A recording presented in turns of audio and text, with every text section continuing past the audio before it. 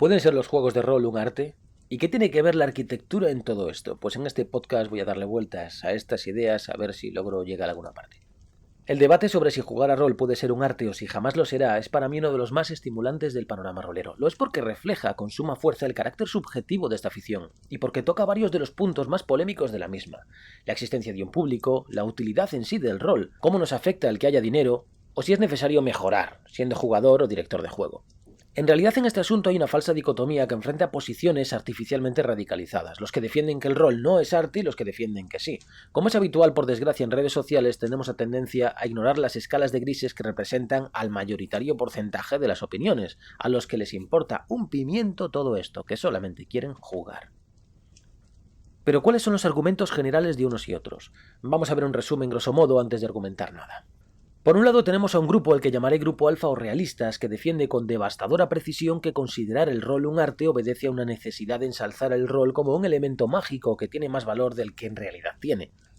Apuntan en sus argumentos más afilados a que hay una necesidad egoica tras la idea de hacer del rol un arte, no tanto por vanidad, que también, sino por huecos de autoestima, como si darle más importancia de la que tiene hiciese del acto de jugar a rol algo más respetable, como si necesitásemos que fuese respetable para justificar el tiempo invertido ante los demás o ante uno mismo.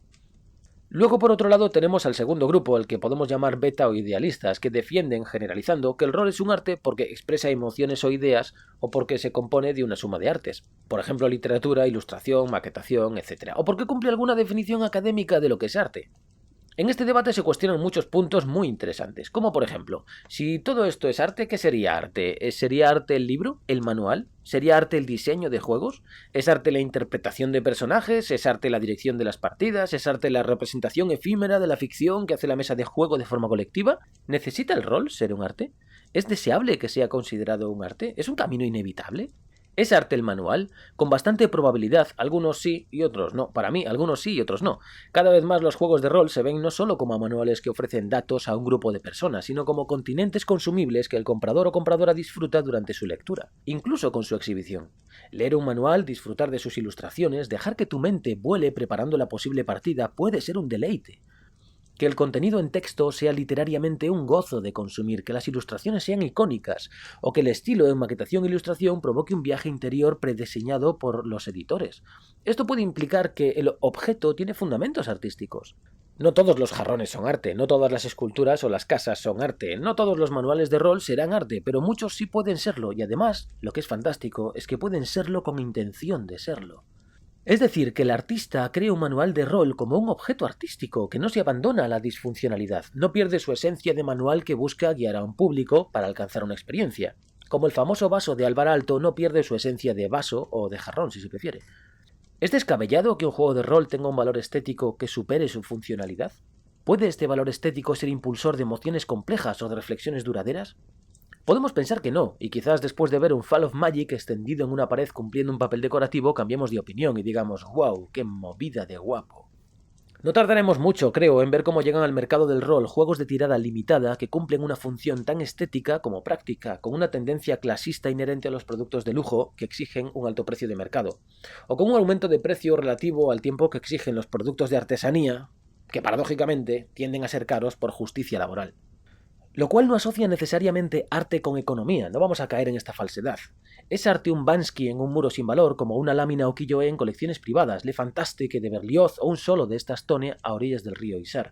Es una obviedad necesaria, el arte puede ser gratis, no necesita el dinero para ser arte. Tampoco tiene que ser útil, ni siquiera tiene que ser hermosa. Pero sí se tiene que comunicar, de algún modo, con la estética filosófica del observador. Debe provocar en el observador un estímulo, transmitir un mensaje que no es personal, pero sí que es íntimo. Algo que impacte en la intimidad emocional. La cuestión es que esto me lleva a uno de los puntos clave que me interesan ahora, la confrontación entre utilidad y estética cuando hablamos de rol y manuales. En este sentido, como taoísta aficionado y practicante, recuerdo con fuerza el verso 11 del Tao Te Ching, que dice así: 30 radios convergen en un solo centro. Del agujero del centro depende el uso del carro. Hacemos una vasija de un trozo de arcilla. Es el espacio vacío de su interior el que le da su utilidad. Construimos puertas y ventanas para una habitación, pero son estos espacios vacíos los que la hacen habitable. Así, mientras que lo tangible tiene ventajas, es de lo intangible de donde proviene lo útil. Lo tangible tiene ventajas. De lo intangible proviene lo útil. Esa frase me rompió. Ha sido gracias a este verso del Tao Te Ching como asocié la idea del rol como arte con la arquitectura, una de las bellas artes más antiguas del mundo. Valga señalar mis escasos conocimientos sobre la arquitectura. La función del rol es divertir a sus participantes. Esto es lo útil. Este es el núcleo, la esencia intangible. La función de un manual es ayudar a que los participantes se diviertan con la premisa que el mismo manual ofrece. Una vez tenemos las funciones básicas reservadas y seguras, entonces podemos desplegar las funciones secundarias, las tangibles, las ventajas, decorar puertas y ventanas, reconsiderar la estructura, el romper la caja de Frank Lloyd Wright. En un principio, este enriquecer lo tangible ha supuesto decorar y rediseñar los manuales, aumentar su arte, invertir más y más dinero en añadir más y más arte, pero poco a poco ha supuesto más que un simple enriquecimiento del continente. La función de una casa es proteger a sus habitantes del exterior, el viento, el frío, los animales, del sol. Una de las consecuencias más importantes que emerge de esta función es la intimidad, perimetrar lo social. Esto da un valor al espacio invisible que conforma la casa. Lo que pasa en el espacio invisible trasciende la función inicial de protección. Pero entre el estándar de una casa mesopotámica y la casa de la cascada de Frank Lloyd hay todo un viaje de desarrollo artístico, donde el concepto de útil se extiende más allá de los habitantes del hogar. El observador exterior a la casa se ve impactado de pronto por la presencia de la casa. La casa, la arquitectura en sí, es un arte, y la funcionalidad característica del concepto de vivienda o estructura se ha convertido en un elemento al servicio de las manos del arquitecto. Funcionalidad ya no necesariamente es lo prioritario, solo hay que ver las obras de Kazuyo Sejima. Funcionalidad se deconstruye en principios que ya no se dan por supuesto y que están al servicio de otros menos visibles tradicionalmente. ¿Para qué destinar 20 metros cuadrados a una cocina si tu cliente no cocina? Esto es una pregunta individual de un despacho de arquitectura cualquiera. ¿Para qué destinar 20 metros cuadrados a una cocina si la sociedad ya no cocina? Esto parece una pregunta propia de ya una corriente arquitectónica que reconsidera los espacios y sus funciones tradicionales. ¿Y en el rol? ¿Tenemos paralelismos en los juegos de rol a estos fenómenos de deconstrucción?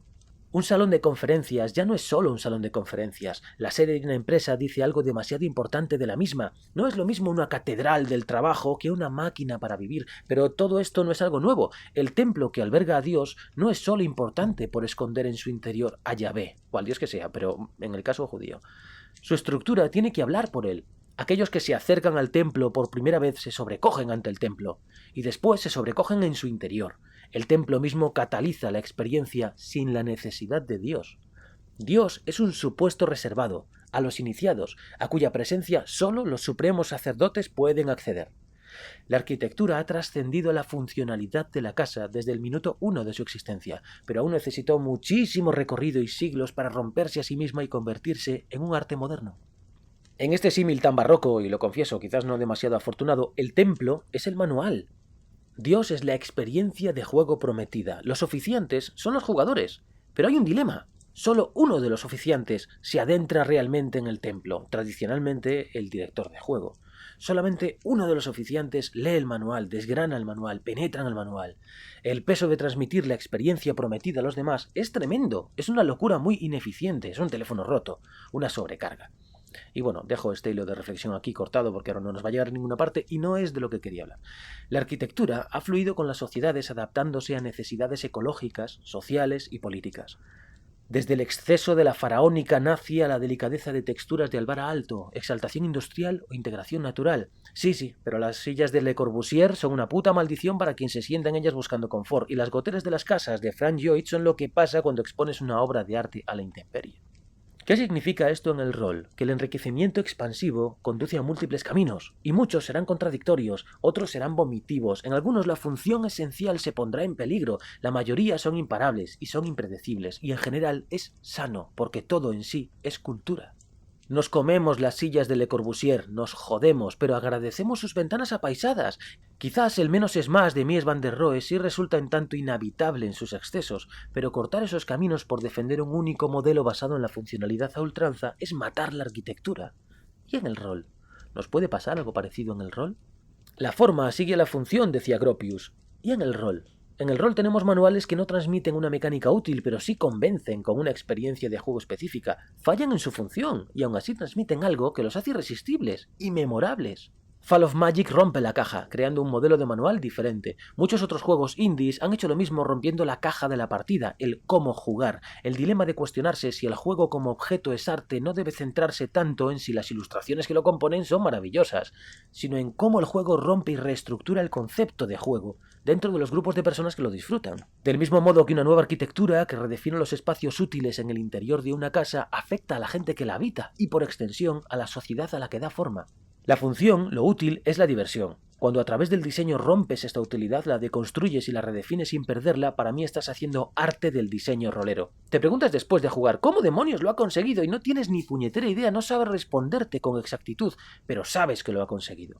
El manual puede ser un objeto de arte no solo por el continente, la literatura, ilustraciones, edición, invención, sino por el contenido abstracto, la parte invisible, el impacto en el concepto de jugar a rol. Pueden ser una cosa sin la otra, y pueden ser ambas si las autoras así lo deciden y lo intentan. Y con todo ello el rol no habrá ganado nada en una catalogación humana de arte. No será el 9º arte, ni será el 10º. Será con fortuna una subsección del arte literario. Probablemente no será ni eso. No, porque el rol no tiene público, no tiene técnica, apenas carece de mercado artístico, no se expone, es demasiado joven como para interesar y su impacto económico es demasiado reducido como para estimular.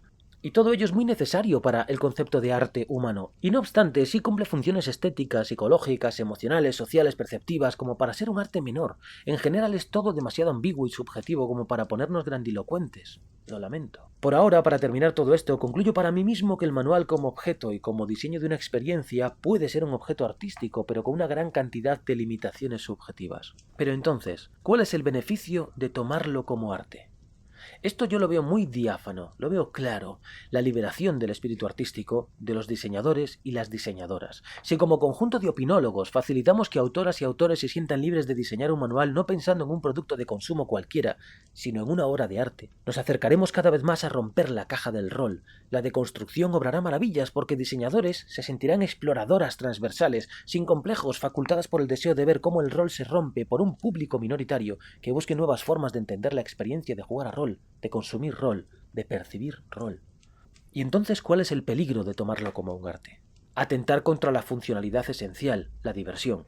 Y es natural, es un peligro real. Además, superlativizar el rol sin sentido, sin ton ni son, ofrece una estética infantilizada al mundo exterior de lo que somos los y las roleras.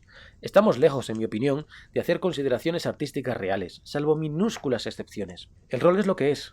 Un juego con un enorme potencial, un juego con importantes implicaciones subjetivas para los participantes, un juego que puede hacer que parte de ti se descubra en el juego, que te puede arrastrar y te puede sorprender, te puede emocionar solo observando cómo otros juegan, solo leyendo el manual, te puede pegar una hostia de realismo a mano abierta sin que la hayas previsto.